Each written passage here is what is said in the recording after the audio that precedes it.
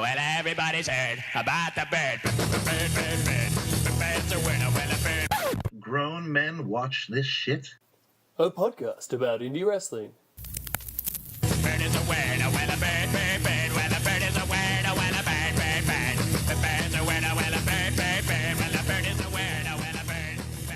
The bird's a winner, well, a bird. All right, ladies and gentlemen, welcome to the podcast of thunder and rock and roll that is...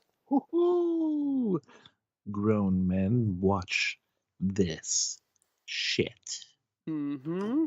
I may have just stolen Chris Jericho's show intro. We'll make that our gimmick for this, just doing everybody else's cliche, their little gimmick. Can we promote Blue Chew even though we're not even endorsed by them? Maybe hey, if we start plugging them, we will then get an endorsement. Oh, my dick's so hard right now because of this Blue Chew. Oh, yeah. No. I'm just so hard to start this show. Mm-hmm. Don't cross the streets, friend. Lovely. What have you been up to, bud? Dude.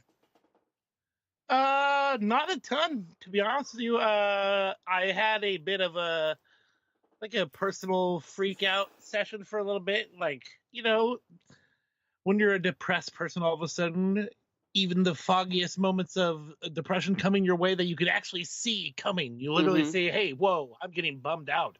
Yeah. And I realize this is happening, and it actually doesn't matter what you do. I fucking was all weepy. I fucking was crying, got into it with my boss at work when she was just trying to give me some counseling, or not counseling so much, but some coaching. And I took it the wrong way, which I totally shouldn't have. Like, they were just... I ended up getting a raise the next day, so it definitely wasn't something I needed to be worried about. So, I don't know, man. I just had a bad fucking couple of days, and I'm feeling a lot better now. Well, that's good. I was going to say, when you said about the thing about when you see it coming, I was almost going to be like, that for me, like, that's the key, when you can sort of see it coming, and then you can kind of, like, you know, bring yourself down a little bit. But you're right, it's the most fucked up thing when you can see it coming, but you can do nothing about it. Can't steer clear, man. You're like in that Austin Powers scene where he's just driving towards the... Hell yeah. But no. Oh, yeah, impending doom, imminent. Yeah, maybe not even imminent, maybe a day or two away. I didn't even, like, sometimes, you know, you're bummed out, maybe you, like, feel like you need to express, you'll steer a little bit into it. But I didn't do that at all. I tried, as you could tell, for the most part, I hope everyone can tell, I do my best to be upbeat and positive for the most part. But, yeah, you know, things just fucking hit you the wrong way. I don't know. Yeah, for real. Can relate. Appreciate it. Yeah. How are you doing? My week's been all right. I have a bunch of travel stuff coming up soon for work, so I'll get to be going down to Melbourne and seeing some of my homies down there, so that should be fun. Hopefully, two of the people that we have had on this very show, in Slade Mercer and Adam Bruiser. But we'll see how we go. Yeah. If I do, I'm sure they'll send their fine regards to you, sir, because I know both of them hold you in high regard. Fantastic. Same as well. Indeed. There was so the weekend I'm going down, right? It's so weird, like, happenstance-wise. I'm going there for a work thing, but it lines up, like, perfectly with this MCW show, like Melbourne City Wrestling, on the Saturday night. And normally, nice. I would be like, oh, great, that works out perfect. We can buy tickets in a heartbeat. I don't know if this is a sign of me becoming like a more of a critical piece of hipster shit that I don't know, but I looked at the card beforehand, right? Oh Lord! I looked at the card and I was just like, "Fuck, man! There's nothing doing on this card that I actually want to see whatsoever." And it's like that. I don't know, and so I'm not going to go to the show. I'm going to instead hang out with my buddies. I think that'll probably be a bit more fun. But I'm almost like, it's like a sign of a bunch of like the top Australian guys. They're all overseas. No one's here for this show. Robbie's in Japan in the Best of the Super Juniors. Jonah's doing his thing off in NXT now. Adam Brooks is killing it over in the States. I believe he's just going to be on like MLW. By the way, quick side note, I just realized what ledge was short for. Who's I'm Ledge? fucking idiots. Isn't it short for legend? Yeah. I mean, that's an Australianism. I know. I just put it together like recently. Like, oh, that's why he calls himself the Ledge. He cannot call himself the Shelf or anything. I was gonna say, can I ask what you actually were like? Oh, I guess it means I honestly this. I had no clue. Like, the other day, I was like, oh yeah, legend makes sense to me now. Anyway, carry. I like on. it taking it literally like it's a ledge, like a ledge Yeah, that you're gonna fall over. The fucking shelf. I want to put it. Gonna hang on put my posters up here on this ledge. Like the next one on from the wall in WCW, perhaps. We have the wall and then we have the ledge. Yeah. Oh my God, it's the ledge and his partner, a shelf. There is money in that, damn it. Someone needs to take that gimmick. I feel like it's like one of those things where like, well, that is obvious to the point where I now feel stupid. Nah. I mean, I don't know if this is one of those dumbass condescending things to where I'm just like, oh, Americans wouldn't get that. Yeah. Yeah. I don't know. I'm sure other people came to them immediately. Anyway, carry on. But yeah, overall, I'm just like, I had to step back and be like, whoa, this is kind of weird. Like all of these big names in Australia are now like gone, at least for this show, and it leaves this. I don't want to say like a barren landscape because there's a lot of talented dudes around. You know, I've heard a lot of good things about some of the guys coming up. Some to step up. There you go. Exactly. Yeah. Well, hopefully others won't be as critical pieces of shit as myself, and they'll get along to this show, and it'll be tremendous. I'd like to hear Chris come back. You know what? I found the next big thing down here at this show. I'm like, but no, I'm skipping that shit. I'm gonna go hang out, and drink beers with my mates. Yeah. Well, I feel like as I'm going down in June, again down to Melbourne, where I'm gonna see the 2 World Series wrestling shows, and they're the ones that are just loaded up like crazy with every USA indie darling, Pentagon Jr., Phoenix, Bandito, nice. like yeah, it's gonna be a nuts card. Joey Janela as well, and Jeff Cobb. So I'm like, fucking, how could I not be there? Oh yeah, Jeff Cobb, I know that. Jeffrey Cobb. Jeffrey Cobb. Jeffrey Cobb. I'll never get sick of that chant, by the way. Dude, I totally remember one thing that unfortunately that happened during when I was bummed out is when I fucking got my first paycheck from fucking ROH and it was piddly shit. Like I had done so much work and it was like literally less than I would normally get paid for one direct sale for a design. You know what I mean? Yeah, that's disappointing. I mean, how do you not know that it's going to be that shit? Like, I mean, in my mind, if you're commissioned to do a shirt for someone or whatever, you have a figure that you've proposed to them before you go ahead with the job, and then that is what they pay you. What's happened here for that not to be the case? With Ring of Honor, they have a per sale thing where they said they'd be willing to set me up with a flat rate commission for my design, but then they would be apt less to print that design because they're not going to make as much money on it, so they probably just keep it on the website or whatever. But yeah, so I get paid not very much per design, but I reach out to them because I was pretty bummed out. I feel like I've done so much work for it and then not getting much in return. Yeah, which sounds kind of selfish, but at the same time, like, no, motherfuckers got to get paid. Like, that's a thing. Motherfuckers trying to get paid. Really, I'm like, you have to at some point you have to cut bait and say I'm putting too much time into this. So yeah, and I had to reach out and I asked someone within ROH I set up with this, and they told me who to reach out with about maybe renegotiating what I'm getting paid. So I asked to increase what I'm currently being paid by 3 times as much, which I think I said 4 times as much because I'm willing to negotiate down to 3. I was trying to be smart about that, but hopefully this podcast isn't listened to by my negotiation tactics are terrible. Man. I hope Mr. Sinclair himself listens to this podcast. We've spoken about Carrie Silkin before, so maybe he's like, these guys seem to gossip about us. Clickety click. So maybe we should edit that part out. Anyway, so yeah, I've asked for more money, and hopefully that works out for me in the long run. You know what I mean? I hope so. I'm willing to still design if it's like something I can come up really quick with, and if they actually are, willing to provide me feedback. That's one of the main gripes I had. Oh yeah, 100%. No feedback at all when I finished something. Like I didn't know if they were even going to use it at all. I had sometimes I had to go look at the site. One of the times I made a design and the wrestler, I think, no longer works for the company. He hit me up saying, hey, are they going to post that shit? I'm like, well, they said that they're waiting to talk to you because you're hurt or something or some contract negotiating. And they said, they said that to you? I was like, oh, shit. I was like, what am I getting involved with? He's like, why does this motherfucker know all my business? He's just designing shirts.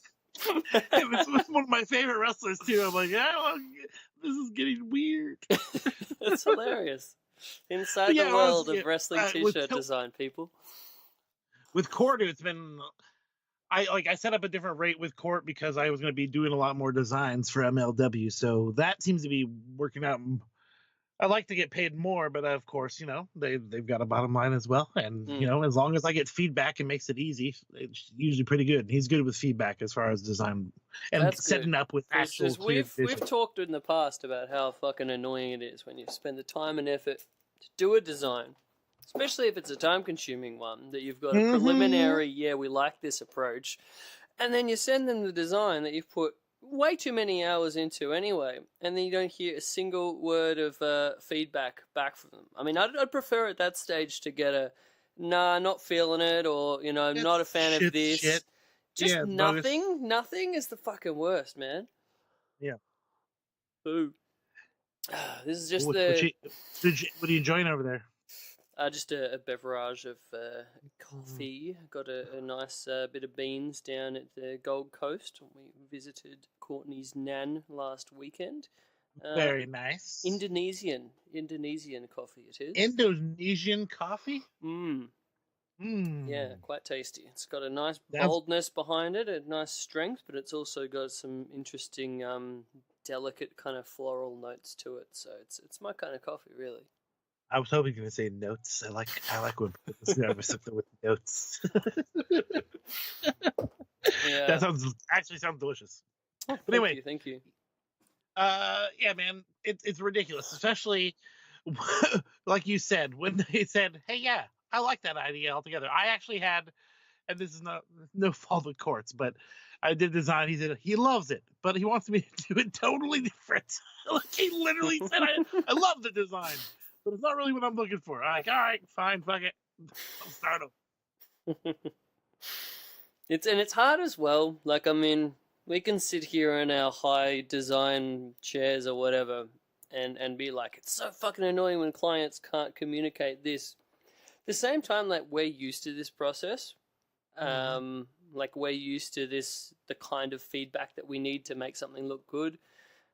I mean, that being said, like, wrestling fucking company, they should be used to the process as well. So I was about to excuse them, and be like, they don't necessarily know exactly what we need as designers, but I don't know. Well, I almost like the customers are like, even if they give me a bunch of revisions afterwards, after I'm done with something, I like that even. Like, they feel like they're a pain in the ass, but I'm more like, well, you clearly know what you want. So that gives me, like, even if it's something I wouldn't do aesthetically wise, like, I can get that done because I know exactly what you want. Yeah. You know what I mean? Yeah, 100%. Yeah, I'm in the middle of a record cover design at the moment. For a friend's band back over here in Australia. Very talented dudes in like the surf psych kind of genre. That sounds nice. I love their music. Band's called Marmalene and the Moon Dusters. And yeah, just like conceptually, like myself and them are so like in the exact same space. Like we're both ridiculously into like the B grade kind of like nostalgia era kind of stuff, grindhousey type of shit, all that kind of pulpy goodness. And that's kind of really where these album covers are coming from. But I've really enjoyed it so far, despite there being a lot of really long emails back and forth on like pretty small stuff. But it's just like a lot of work's gone into the emails. But knock on wood, it's not finished yet, and we haven't got official final approval. But I'm feeling like it's that much better because there's been a lot more communication back and forth early in the piece. Rather than sometimes, even if you think you know exactly what the client wants and you're just like, fuck it, I don't need to send him a rough, I'll just do it. Sometimes that can be quite different to what the client thought it was going to be. A lot of people are more, with the collaboration, everyone's more appreciative of the final result in the long run, you know what I mean? Yeah, definitely. So is it something where you're doing the classic stuff that a lot of people maybe have seen, where it's like the 3-color design work that you do, or is it something black and white or full color? It's taking kind of a bit of my style stuff and then doing it with a bit more of kind of a vintagey, like vintage 60s, 50s movie B-grade kind of like that kind of a vibe to the color palette and some of the inspiration. Yeah. So, yeah, it's kind of like island cannibalism is the general theme. Okay, I did not expect that at all. That's okay. Yeah, I'm not sure what I'm going to see, but I'm excited to see whatever I see. That's insane. Yeah, cool. So that's in the works, and then I've got another potential job that I have spoken to you a little bit about before, my friend, and I'm still keeping a little bit cards close to my chest. Nothing's officially been contract signed, but it's all looking quite good for a project that I'll be very excited to talk about on this show should everything work out. So sneaky things to come, I guess. Sneaky things.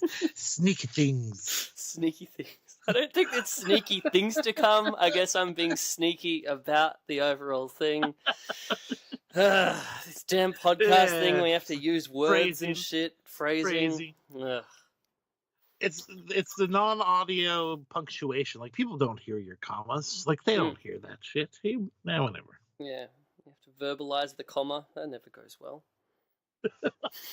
All right, this has gotten absurd. What should we go on to? 18 minutes of our fucking non-wrestling, rambling bullshit. Great. Well, I think it's, again, more introspection into the artist side of things that we both can look into. And actually, I'm sure anyone who listens to the show is eager to see what you got coming forward. So no worries. The ramblings are fun. Jeez, man. I like to think that this start out bit of the podcast is kind of like, remember on Letterman, how they used to have like the opening monologue? Oh, yes. Yeah, that's what this bullshit part of the podcast is. Larry Bud Melman shows up. Chris Elliott makes an appearance for whatever reason. Yeah, every time before we start recording, I like run across the back of the stage like Dave used to. I've been throwing blue cards this entire time. Man, I miss David Letterman. We're devolving again, but I 100% agree. All right. Dave is the best. On to the actual wrestling content of the show. Dude, I watched so much wrestling today. I sent you a fucking bit of a list, hey. Yeah, I nailed it all. One match I didn't pay as much attention to, but we can talk about that. It was still really great. So much wrestling was going on. But if you listened to my former show, you would understand how strange it is for me to even be a big fan of women's wrestling. But this was some of the best shit I've ever seen, period, dude. Like, I think I said it before, but I could go to just watching Joshi wrestling primarily all the time if it didn't seem so fetishized. People are like, oh, that guy seems creepy. He's watching just Joshi. Plus, I can't make fun of it. Like, it's too good. Like, I can't go on Twitter and make jokes about this show where, like, oh, man, bitch did fucking so many good German suplexes. What is she doing? Like there's no jokes there. You know what I mean? Or if there are Like, jokes, it's to an extremely niche audience of hardcore like, Joshi watchers. I'd have to be able to translate Japanese to make fun of, like, do you hear what he said? Mm. No, we didn't, Jeremy. We didn't hear what he said because he was speaking You speak Japanese now, Jeremy? Why you? Never mind. That's really committing to the Joshi. Joshi, I appreciate it. Yeah, It's the best. but yeah, that was kind of like, I guess, unofficially has almost been the theme of this this episode of the podcast, because we watched a good little amount of the Japanese women's wrestling. I mean, first of all, so we watched that match from Sendai Girls a couple episodes ago, and I know I'm pretty sure you were just like really fucking excited by it. The match with Hashimoto against Sari. Have we got confirmation on how to pronounce her name? I'm pretty sure your second pronunciation was correct, and I won't tell you which one it was, but you know, who cares? It's the show. But I think it's Sari, and they like say it, Sari. It's like, I love the translations. It's the best. Even if I don't know what they're saying, I love their commentary because it honestly makes it way more exciting. It's the best. Yeah, I've always loved Japanese wrestling commentary, mainly because I can't understand what they're saying, but I can understand the enthusiasm and the inflections. And that's all I want from commentary. I don't want to actually be distracted by what you're saying when I'm watching wrestling. I just want to appreciate enthusiasm. That's it. 100%. And when you told me about this show, you mentioned the basic card layout. I was like, well, there you go. It's the two chicks that are young ladies that I enjoyed from both the last show we watched. So spread out. And I have always like, is it Miko? Is that how you pronounce her name? Mako. I've always thought she badass. Like every GIF I've ever seen, this chick is so, or I say chick, and I don't mean in a derogatory. It was just the way I brought up. I don't think it's a derogatory thing. As long as it's not meant with ill intent, it's all right. Okay, then I'm not worried about it. So yeah, she's always one of those, like, when you see her, she looks like an end boss, like a badass. Like, you don't fuck with this chick at all. So I was really excited to see her wrestle Suri. Yeah, for sure. And this card overall, so it was like from April 16th. So that would have been just after our crazy New York adventures. I'm still catching up.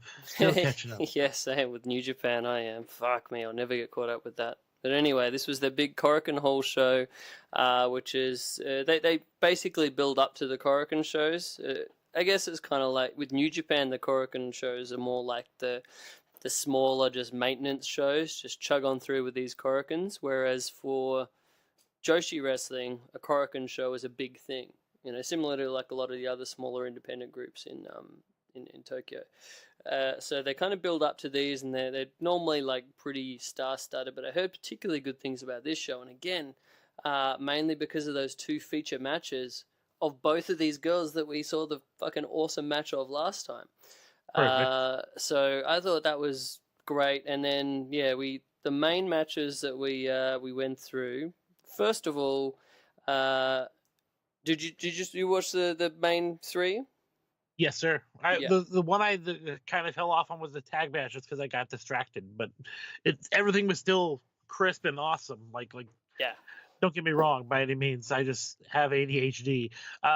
If we want to go through that one real quick first, was Dash Chisako and Hiroyu Matsumoto against Hikaru Shida, who's been recently signed to All Elite Wrestling, is going to be on their Double or Nothing show, and Killer Kelly, who is an American indie girl that I don't know too much about. But I thought this was a fun match. I was actually pretty impressed by Kelly. The one escape where she did the handstand and then kicked the girl in the fucking right directly in the face. That was pretty impressive. I thought it was pretty cool. Everything she did was really tight, and that's like generally my one complaint from like American style women's wrestling. Nothing's like tight or solid enough, and it looks kind of like fake and soft generally. But fuck, Killer Kelly, no holes in her game, and overall pretty much all these matches. And also a big thing with Kelly's like facial expressions. Like they're definitely, she knows there's a language barrier maybe, so she has to translate more by being really vocal and clear with her face, like with all the emotion, which honestly I think is kind of lacking in a lot of American ladies wrestling. They're just kind of going through the motions, not on the indie level, but definitely on the WWE. Like the chicks don't look like they're selling for real pain a lot of the time. You know what I mean? Like they're just like, oh, I gotta get to the next fucking spot. Yeah, that's my biggest thing that I was gonna say. Like especially about the Meiko Satomura Sari match. Oh, like and the same feeling to a degree was there for all three of these matches. Was like it felt like an athletic contest and it felt like a fight. It didn't feel like girls just running through the motions of this like choreographed dance, which I feel like pretty much all American women's wrestling I watch, no matter how good it is, it still feels like going through the motions of a choreographed thing as opposed to like an actual athletic fight struggle. Whereas these all had that vibe. And I think that's like a testament to like, you know, how good these Japanese women wrestlers are, and like all of that, the fundamentals and just how much they go through to get to that stage. With Sari, some of those transitions that might go. What's the translate or the pronunciation again? Mako. Yeah, Mako. Okay, so some of the transitions she was doing like were so natural, just like a float over real quick to a fucking knee to the side, where like it didn't look like overly set up and choreographed. It looked like somebody literally just wanting to kick somebody in the fucking side with their knee.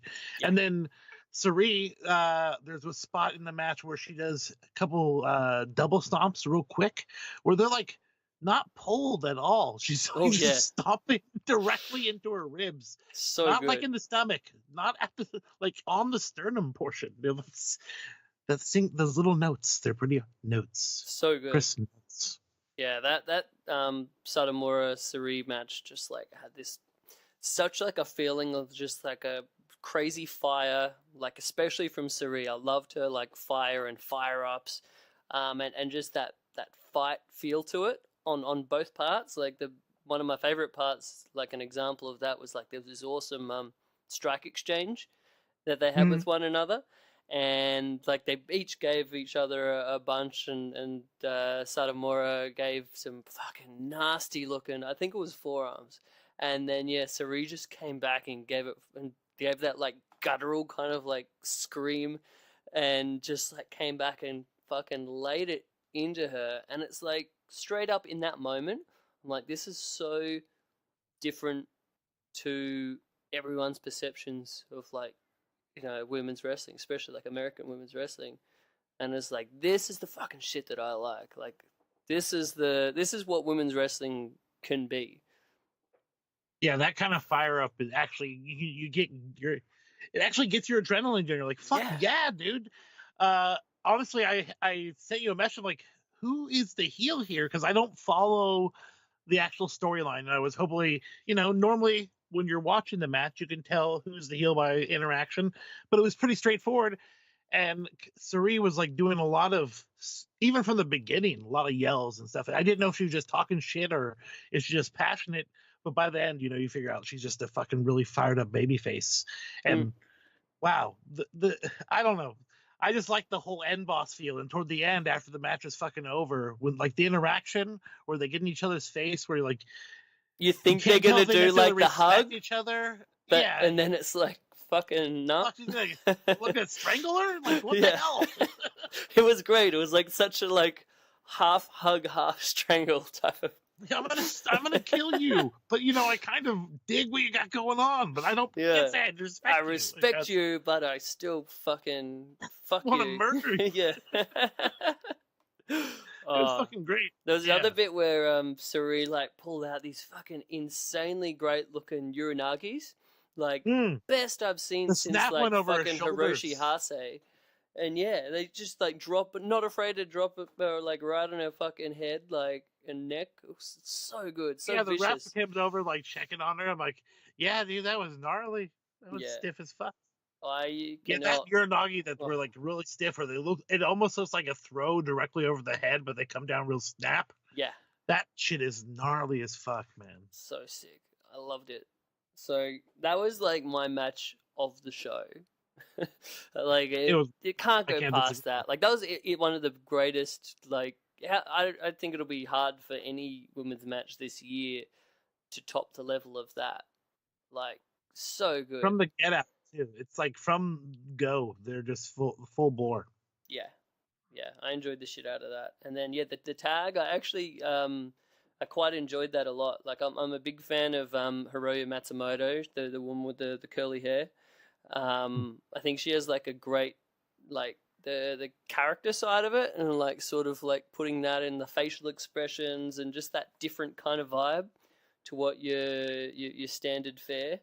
And I thought that the tag team of her and Dash was like really good, like just like a really great, well-oiled tag team machine. Like they had some really cool double teams that they both did. They had like the matching gear. They had one bit where like Matsumoto like did like a gorilla press to Dash and like ran across the ring and tossed her own partner over the top rope onto the other two girls. I thought that was great.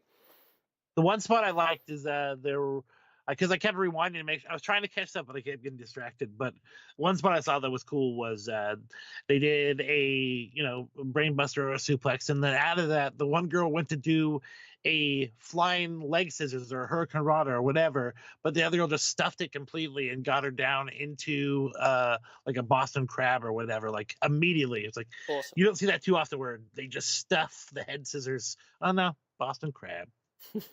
Yeah, I really liked it, and I was impressed as well. I hadn't seen much of Hikaru Shida before, so she's the one that's now going to be on this All Elite Double or Nothing show, the partner of Killer Kelly, and I was very impressed. Like some of those awesome like running knee strikes and stuff she did, they were pretty nasty looking. And I overall, think I might have missed that first spot. yeah.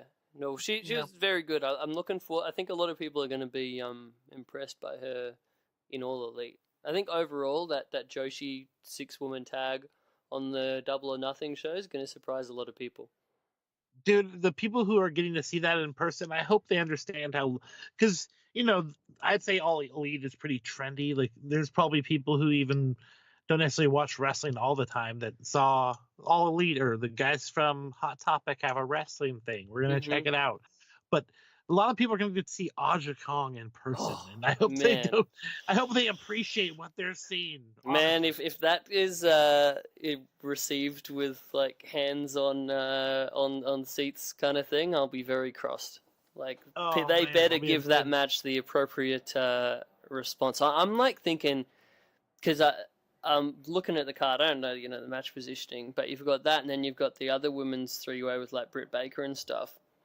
Those American girls are going to have a lot to live up to that Joshi 6-woman tag. Like I think this Joshi 6-woman tag, if it's what they want it to be, like this is almost like ROH back in the day when they first had like that Dragon Gate multi-man match, and it just 100%. blew like everyone away. Like that's what this has the potential to do. And I would not want to be in the shoes of the other women's three-way on that show. How many back fists we're gonna see? Oh man, she better not soften up that 6. She better not soften up that back fist for the American audience. No, sir. She didn't last time. That's what Vince McMahon's like. No, got it.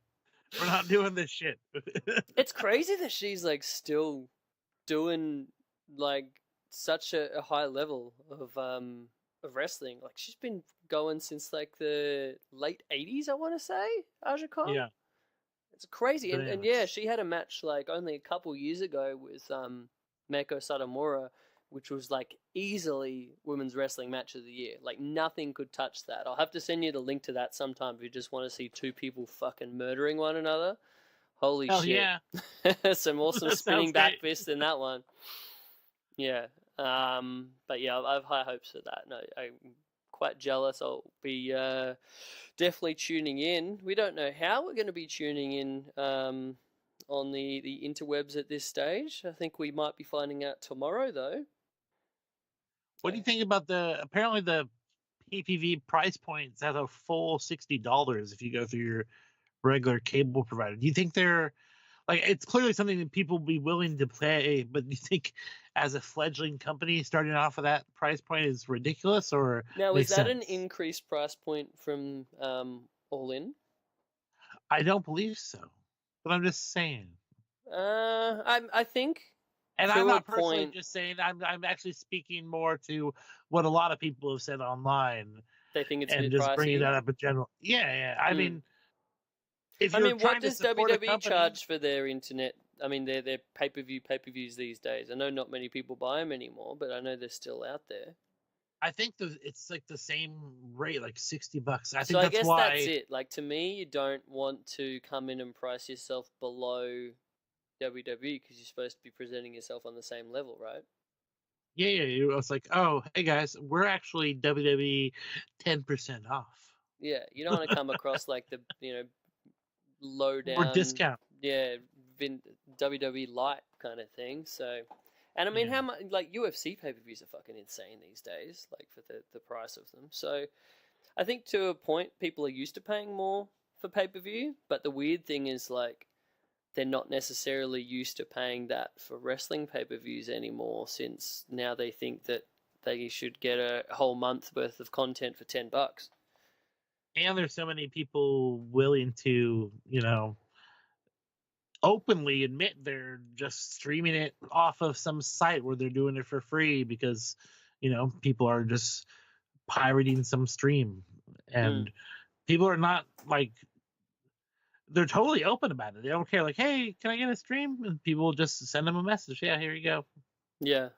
Maybe it depends what it is. Because to me, if people like asking for streams of this show, like this is the show people need to be supporting to like support an alternative.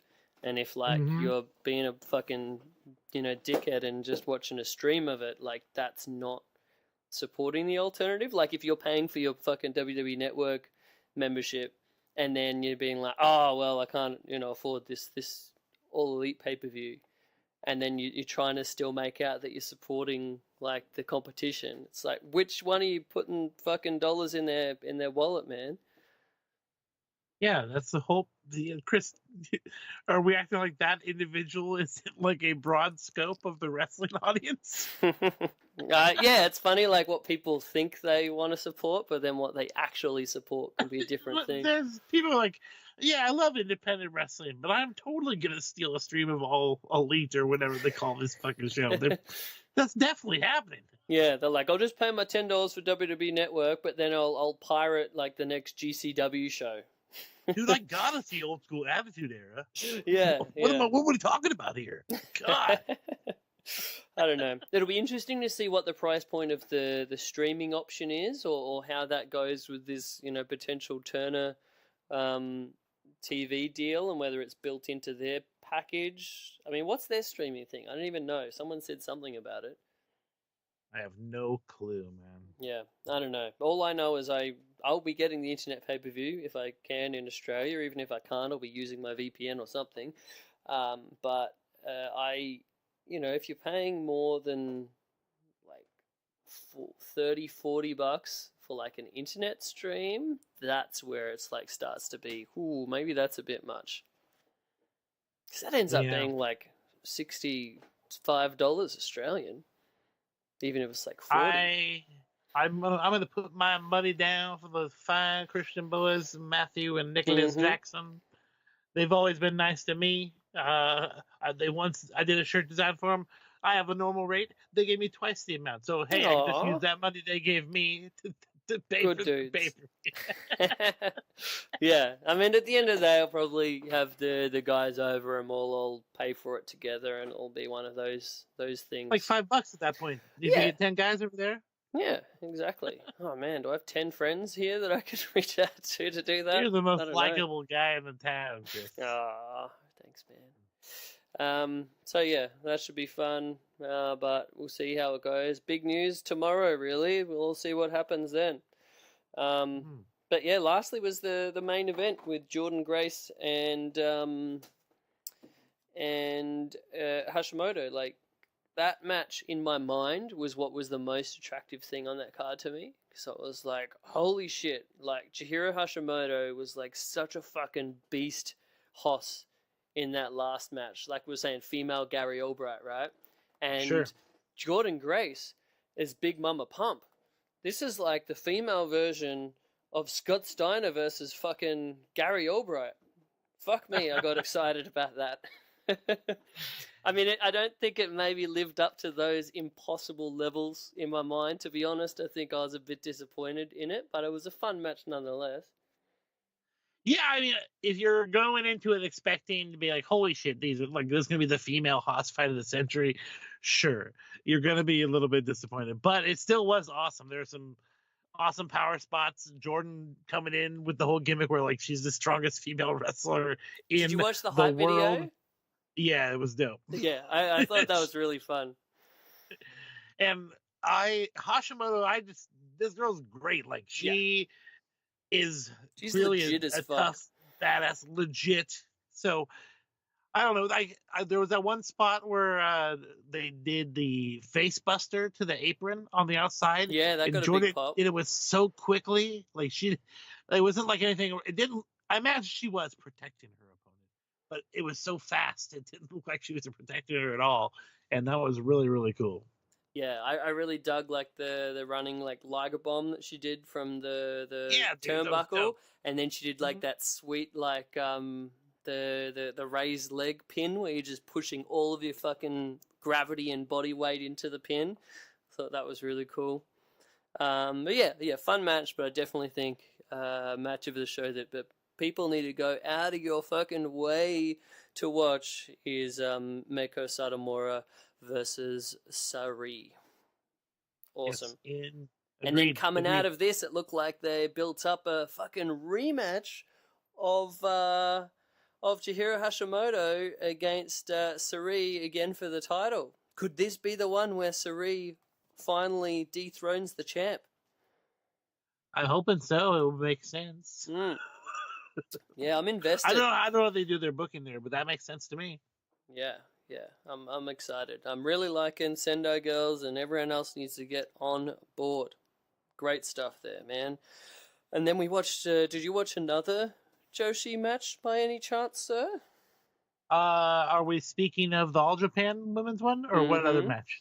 That's the one. That was, dude. Yes, that's one of those matches I've always wanted to see. I have a T-shirt which has a tribute to Bull's outfit in that match. Such a good outfit. I just want to make special mention that Bull Nakano repping one of my favorite bands, The Grateful Dead. I thought that was just fantastic. Amazing. And I just like the presentation of All Japan Women's Wrestling back then. Yeah. Like, the cool outfits, epic entrances as well. Epic entrances. Everyone was clear, defined characters, and it's just stiff, badass wrestling. When we first started this match out, I'm like, it starts off with Bull bleeding almost immediately. I was actually really surprised. It was clear that she went outside and got But I think she got posted or something, because that's how most of the gig jobs used to happen back then. Like, we're used to now, it has to be some big thing that they then bleed off. Back then, it's in reality, if you get your head driven into a fucking steel post, there's a good chance you're gonna get fucked up by it.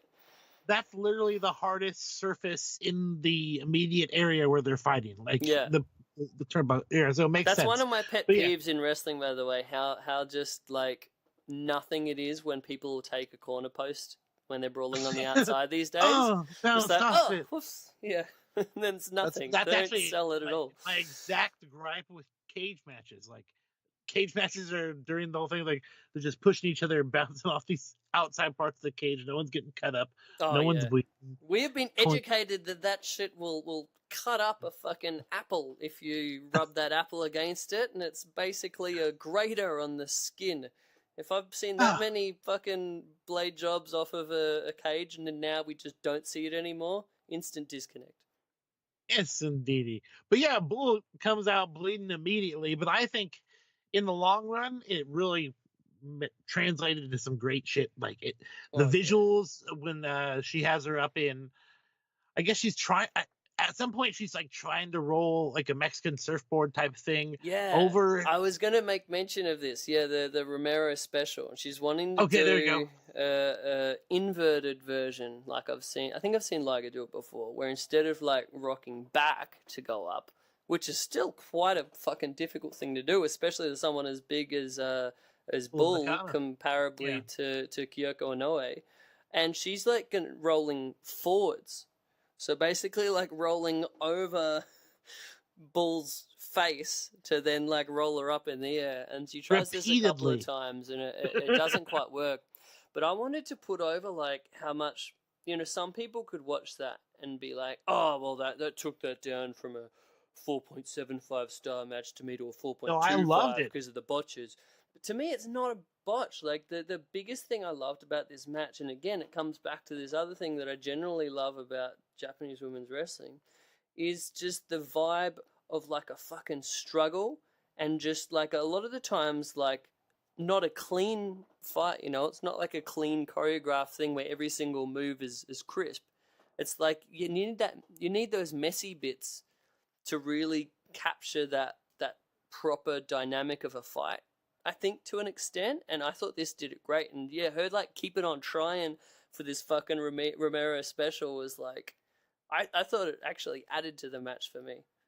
100%. Like hopefully I wasn't translating the other way, but yeah, I think what it really comes down to is like she's wants to get this. It's a real fight. Nothing's gonna be perfect, and she like, I want to pull this off. Like it feels to me as her character saying like, this to me personally is something I want to be able to pull off regardless of her size. I'm going to go for this repeatedly. Again, that fighting spirit, you know what I mean? They're not giving up. This is something they're dedicated to doing. I mean, you could tell this match was like, it was a hot feud going into this, and this had like that blow off kind of vibe to it, and you could see that in the crowd as well. Everyone was so fucking hot for like everything. Like you don't see a crowd that is like so into and invested in anything like that today. It was like a complete different world.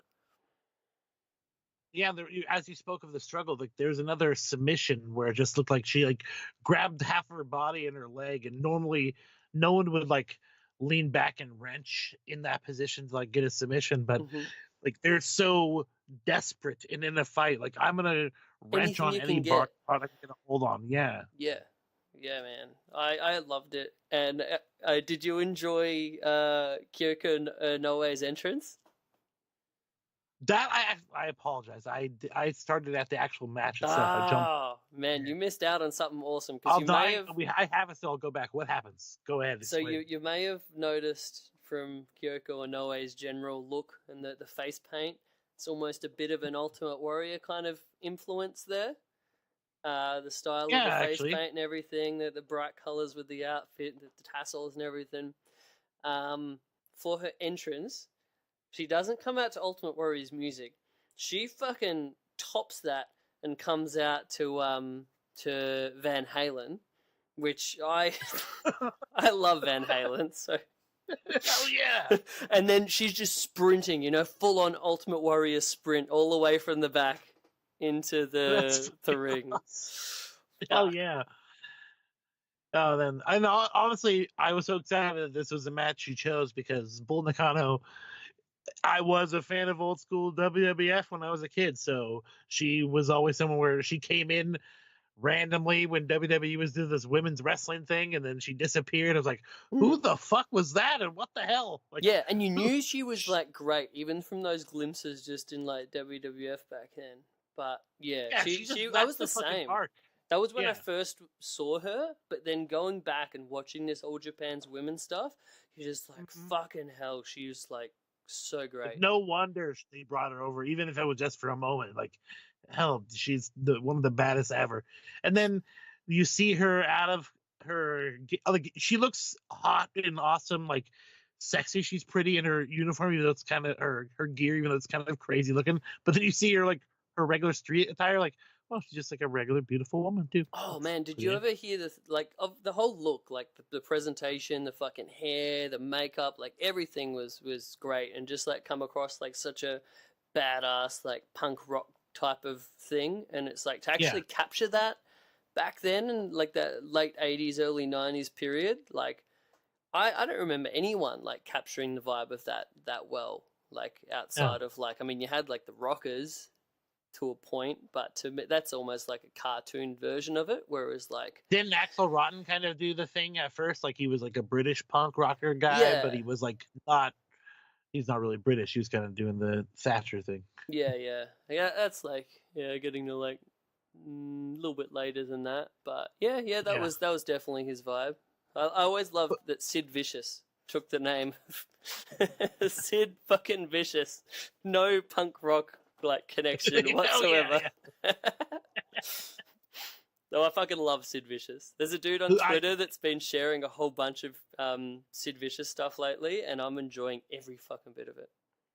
Honestly, if you're liking wrestling just to watch guys grapple, Sid's not your cup of tea. If you're watching wrestling because wrestling's fucking awesome and watching big motherfuckers beat the fuck out of other little guys or other big motherfuckers and Sid yell about it, right up your and yell at the top of their lungs about it, then Sid is everyone's cup of tea of that. His powerbomb was sick, by the way. I was watching some of those highlight videos where they just like, I think it might have been the IQ wrestler guy. He does some awesome highlight videos for a bunch of guys. I think he did a really great one for Davey Boy Smith Jr. recently. But yeah, awesome. He did this one for Sid, and it was like a 7-minute like highlight video. I was like, fuck yeah, I'm reserving 7 minutes of my life just to watch Sid fucking maul people. And yeah, his power bombs where he'd like come down on like one knee, and then the other one would still be up, and the guy like lands on his fucking like side of his shoulder and almost dies. Like, oh man, I get so excited on that shit. And the other part of Sid makes me even better. The fact that like the guy didn't give a fuck about wrestling for the most part. Like at the drop of the hat. Not like, when softball's Sid, happening. We want to play softball. You're going out. We're playing fucking softball. Arn Anderson wants to fight me. I'm going out to the car. I'm getting a squeegee, maybe a pair of scissors. We're in a battle. Like the guy's fucking out of his mind, and it's not a gimmick. It's fucking great. So good. I love Sid Vicious. He's one of those guys where in the late 90s wasn't all that cool to like Sid Vicious, but looking back now, I think Sid Vicious was fucking awesome. Yeah, all those guys are the best. Like his ECW run was real underrated. Do you ever see much of that stuff? I only saw when he showed up for that one show. Like it only was like wasn't he only around for like 2 shows? Yeah, it was very brief, but I think he was one of those guys like Dusty, where everyone thought a guy like that coming into ECW is just going to get booed out of the fucking house. But then everyone just loves the shit out of him because they're awesome. Yeah, Sid's the man. Yeah, for real. Okay, so Sid Vicious Jizzfest over. Sid Jizzfest. I like it. It's the Sid Jizzfest. Sid Jizzfest, a new weekly segment. Sid Jizzfest. Oh, funny. I wanted to clarify the entrance music of Kyoko Inoue, Van Halen specifically, Panama. That's got to be one of my favorite Van Halen music. Panama. Dude, I love that jam. I'm glad it was or it was Van Halen, not Van Hagar. Oh. Early 90s callback there. I like it. Yeah, but I love this match. People need to go out of your way to see. This isn't even like the main Kyoko Inoue versus Bull Nakano match that is on YouTube, because I searched a few because I wanted to just send you like an easy link to it. And a lot of these matches you can just straight up find on Dailymotion on YouTube. All of the ones between Bull and Kyoko Inoue, because apparently they had this big feud. So if you like that, there's more to come, sir. But the popular one that I was seeing on YouTube was actually from '95, whereas the one that we watched was from 91. So, yeah, people need to check out this episode from All Japan Women's Classics number 49. And a great place where you can do that is by visiting the Puroresu Dream website. They've got a WordPress site. There's a handy little All Japan Women's area of that if you scroll down the bottom of the homepage, and boom, there you'll find a treasure trove of All Japan's women's classics, and it is fucking good stuff. Boom. Mm-hmm. See, telling you where to get these things in addition to jizzing over them. But yeah, great match. A lot of the show is sponsored by Jizz. Yeah, well, weird. Blue Chew, and then that's the end result of the Blue Chew, I guess. All right, cool. That fucking leg drop that Bull does off the top rope for a girl of her size is insane. But then when she broke out the fucking moonsault, dang. Yeah. Oh yeah. And that gift that you took, that you sent me, that fucking awesome what do you call those suplexes? Like a double underhook, but from the front, and you trap their arms by the side, and then you pop them up over. There's a New Japan young boy that does some awesome version of that, Uemura, I think. But to see again someone that you think of like Bull Nakano, who's like a big badass brawler, to break out these fucking awesome actual wrestling moves. I'm pretty sure she did an awesome German suplex, like a proper bridging German suplex too. Indeed. So many good things about this match. Especially going out of the fucking cartwheel into that suplex. That was fucking right? Yeah, I've been fucking trying to actually, I find a lot of cool gifts, but I'm trying to like make my own, because apparently people find sharing gifts and not crediting people annoying, but I have no idea how to credit those people if I just find them randomly.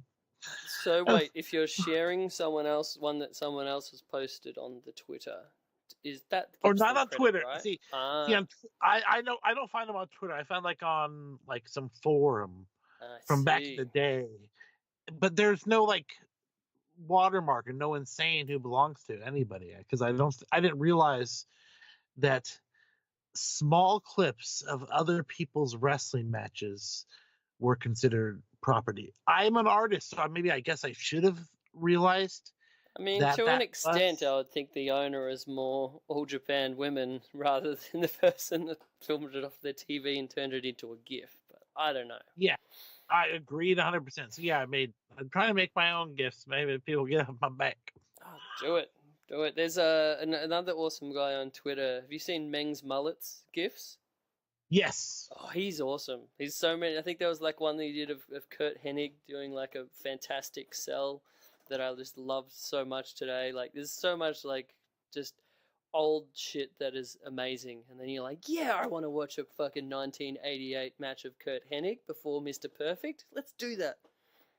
And what's also cool about like finding cool gifts like that, like randomly, is like people like pointing out maybe small little details of wrestling that you personally didn't realize were awesome until you look back and watch it. Like, I found this one recently where it's Harley Race, who, comes from an era where wrestling was treated pretty seriously, and somehow he did some comedy spots that people didn't take as comedy. They just like took it as selling. Like, he was falling down backwards down a flight of stairs in a match from, I think it was an old WWF home video release. So he's like, he gets bumped on his butt on the apron and then falls backwards, like leans on his back slowly and slides down the ring steps to the floor. Awesome. And like, it's totally an awesome spot in comedy. And normally people was like, oh, that shit's some bullshit. But because it's Harley Race, everyone's like, fuck yeah, Harley Race being awesome, which I agree. It's just like, it's so weird how that is super comedy, but most people would like, well, Harley Race doesn't do comedy. Well, I guess to me, like, the difference is you can do like funny, cool shit like that, and there's like so many guys that were great at it. Like Buddy Landell would do a bunch of awesome shit like that. Ray Stevens, every time I see any like Ray Stevens stuff, he'll like sneak little awesome, cool sells in like that. Obviously, like Kurt Hennig, But the deal is like putting those in a way that makes sense in the context of the match and not doing it just for the sake of the comedy spot. I think that's sure. where it like it's like that makes it better, you know, because they put the work in to like still make it make sense in the overall context of stuff rather than just. I mean, like, I'm not going to hate on current comedy wrestling. I love dumb comedy wrestling shit, but I respect a bit more when it actually is, you know, it makes sense in the context of where it's happening. One of the biggest comedy spots is like the Flair flop, like the face bump that he does. Like a lot of people do that. Fucking Greg the Hammer Valentine used to do that shit, and it's a hilarious moment, but you wouldn't necessarily think of it as a comedy spot, even though it's funny. You know what I mean? Yeah. But, like, and that's it. You can have wrestling spots that are funny, but it's not necessarily. I don't know. It's weird, like the difference between like a funny, like cool spot versus like a what. But Harley falling out backwards spot. down the stairs. Yeah. Harley falling backwards down the stairs. That's just straight hilarious. Like, yeah, it was. Oh, he ended so up leaning on the top of his head. So great. Yeah.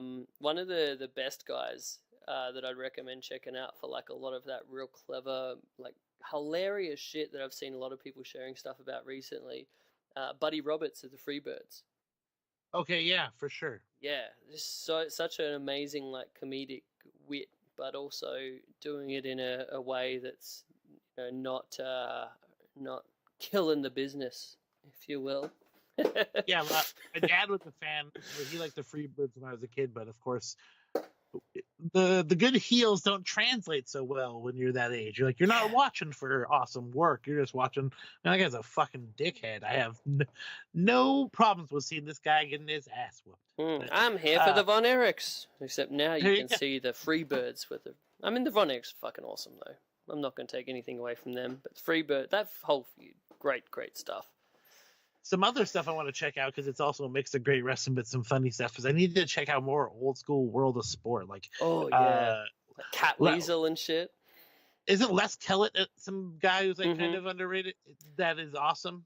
Les Kellett is really good. He's like not featured as much. No, he's amazing, but it's like he's one of the guys that's more like a tough badass that like has really ahead of his time. A lot of people have said he's kind of like Pete Dunne before Pete Dunne, like the original bruiserweight type of thing. Like that's kind of the vibe that I get from him. But I mean, like so many guys from World of Sport were fucking awesome with that comedic timing. Like Jimmy Breaks is probably one of my favorites that you'll ever see. You know, even like Rollerball Rocco and stuff, like the top guys, or like Johnny Saint, like the comedic timing of the way they'll do their counters and stuff like that, you just like, you'll laugh, but you'll just be like, that was fucking impressive kind of thing. Yeah, like that timing is amazing. Yeah, so good. Oh, I love it. All right, so back on track. Next thing that we watched. No, not back on track. All that was planned. That was part of the show. It's yep. We're ticking off each obscure reference at a time that we have here that we've emailed one another. Jeremy made the Les Kellett reference, which cued Chris. Yep.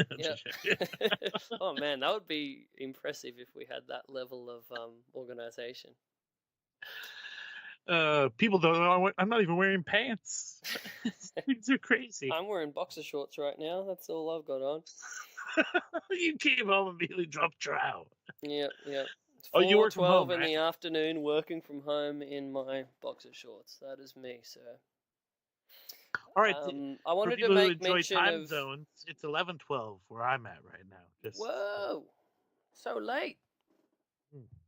I wanted to make mention of the very sad passing of Silver King. Oh shit, dude! That was so sad, and the way that it happened. Shocking. Any of like, those that's like not a in-ring deaths are like next level, hey. But it was just I don't know. You don't expect it, obviously, but just the way. I don't know. Did you? For first question, the thing that really fucked with me was the amount of people sharing the actual video of him dying.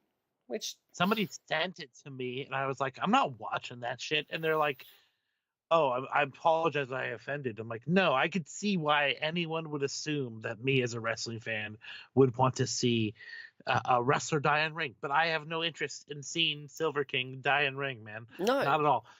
Yeah. it's just like it's like to me the main thing is it's like disrespectful, but it's also like, are you even a fucking human? Like, are you even being a person right now? Like sharing this person's death, just like, oh, did you see this? Like, what the fuck?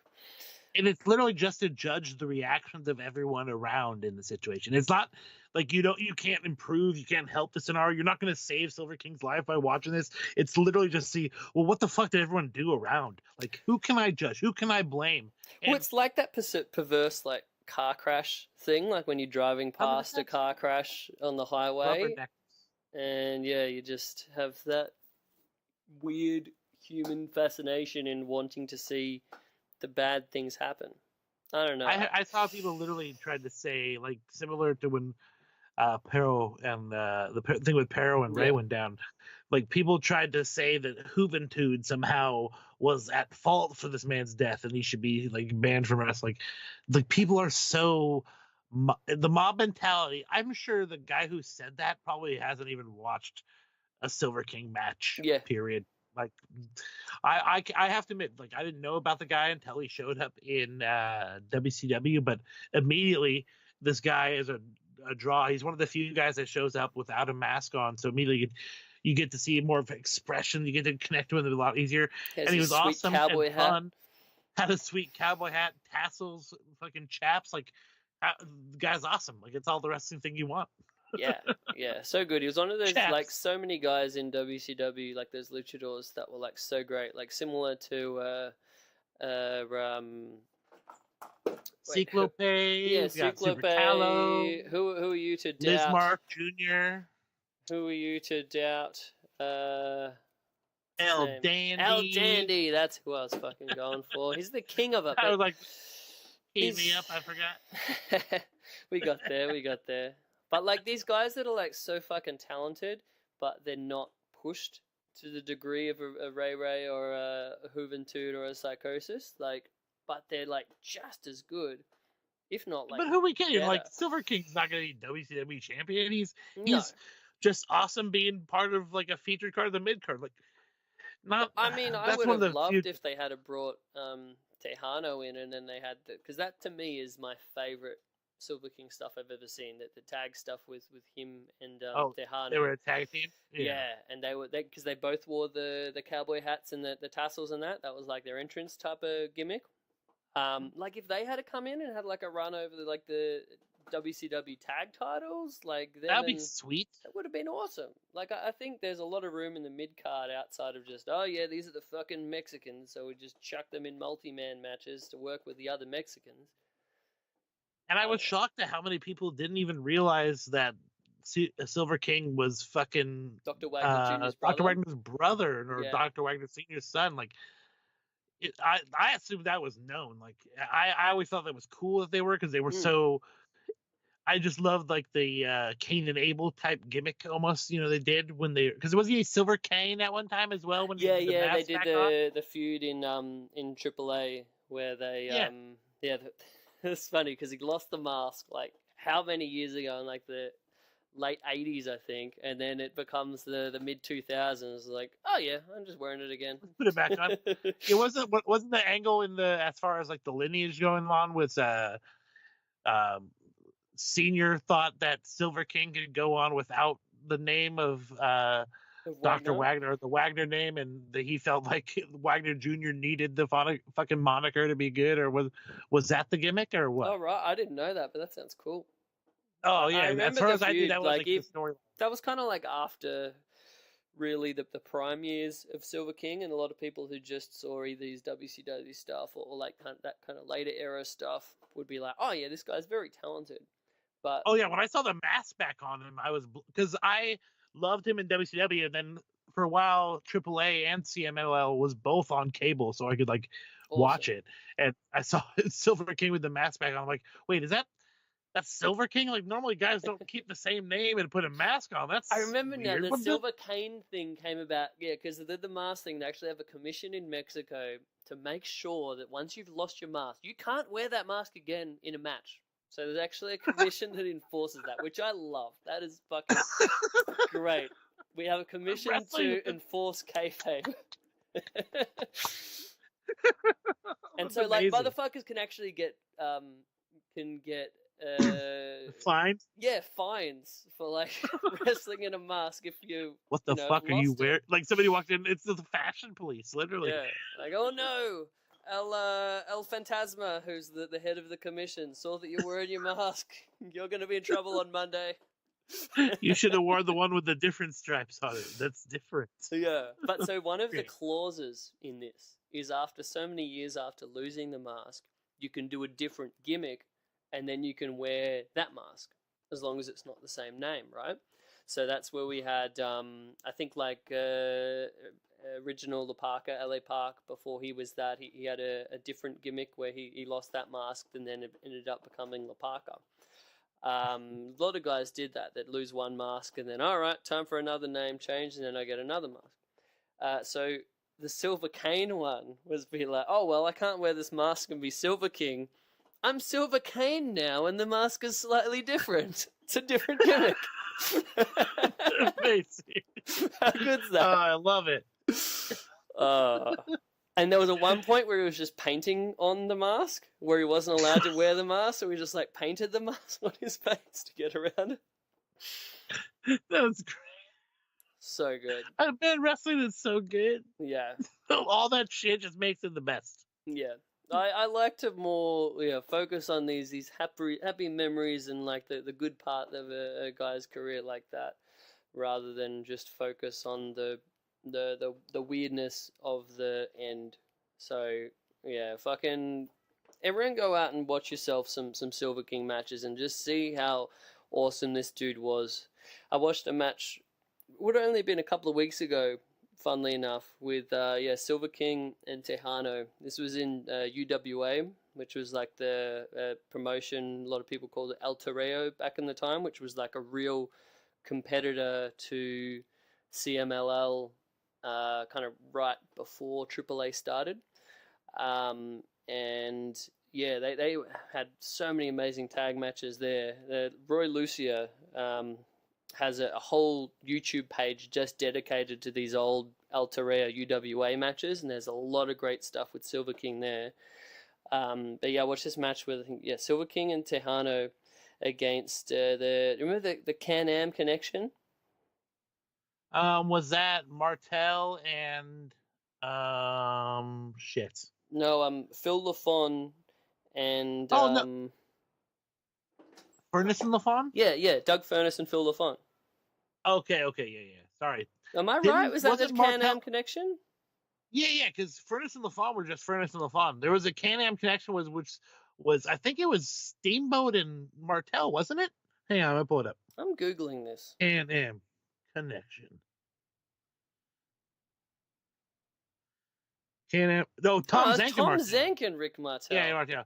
Yeah, you can see why I thought Steamboat similar. And I was thinking of the Can-Am Express. That was the name There for you Doug go. Furnace and Yeah, because when the Furnace and LaFon finally made it to the WWE, they just called them by their fucking last names. Yeah, Which I think fucking kind of undercut them because they were awesome. that was but so awesome. And they're all Furnace Japan and stuff. LaFon is not a name that anybody's going to be like, yeah, Furnace and LaFon. Like, that doesn't. There's no marketability in that shit at all. Especially when you had the Can-Am Express. That's way better. Can-Am Express is sweet. Yeah. Dang. Or the experience, the Can-Am experience. There we go. That would have been an option. Oh, dude, hang on. Kabuki Warriors. What do you think about that shit, dude? I don't think they said it on SmackDown, I hear. What? I didn't even know this. The Okay. Kabuki Warriors? Bring it in again. So, you're not a follower of the WWE product per se, but I'm not. Paige is now managing a tag team comprised of Oh, Kairi wait. Sane Yeah, and and Asuka. Apparently, they've given them the name the Kabuki Warriors, but That's so fucking racist. dude, I guess they didn't mention it on TV, so maybe it was just a Twitter bullshit. I didn't look too much into it, but everyone was talking about it all day. So I Ugh. think they are called the Kabuki Warriors. But yeah, it's the fucking worst. It's so I personally racist. hate that they decide, oh, these Japanese can't speak English, so we're going to put fucking Paige of all people with them? Like, fucking Paige? Are you serious? Hey, everyone, it's Paige here. We got Kyrie Sane And Oscar. Oh my God, Oscar, you're crazy. It's fucking ridiculous, man. One of these things is not like the other. I like that I can do these voices over here because there's no way in hell I would be able to do it to anybody's face. My terrible. That is voice. a great impression, sir. Please bring that back next time we're talking about Paige. As often as that happens on this show. It sounds like, honestly, when I think about it, it's basically just a really, really obnoxious Tracy Ullman. Everyone go! Just go! Love it. But yeah, everyone check out this Can-Am Express match against Tejano and Silver King. It's only like an 8-minute match, but everything in it is fucking money. And there's a whole bunch of other stuff. Like, check out anything that is like early 90s of Silver King that you can find, and you'll be like, dang, this guy was one of the best workers in the world at that point. He really was. So that was Silver King. Next up, I wanted to talk, really, the main event. Beep, beep, beep, beep, beep, beep, beep, beep, beep, beep, beep, beep, beep. Whoa, before we get to the main event, we have David Arquette Watch 2019. 2019. So, on this episode of David Arquette Watch, we watched... It involves an actual wrestling match. It did! It's not all the time we get to actually watch David Arquette matches. You'd think in the current, world we would actually get to watch these matches more often. But anyway, we did on this occasion. We got to see most of it. It was kind of like bit highlights, edited, clipped together. I don't know. I think you can get bar wrestling on the High Spots network, maybe. But it takes a little while to get up. Once it is, I will watch the full match in context. But yeah, this match took place at a recent bar wrestling show. David Arquette versus none other than Jungle Boy. Yes, indeed. Yes, indeed. And for some reason, I was just really intrigued by this match. Like, just the idea of that match. They're two guys that I want to see wrestle. And it was almost deemed as a tribute match to Jack or Jungle Boy's father, Luke Perry. But I honestly, what I enjoyed most about it was I didn't realize how much David Arquette has fallen into the Hollywood gimmick. Like, I had heard about it.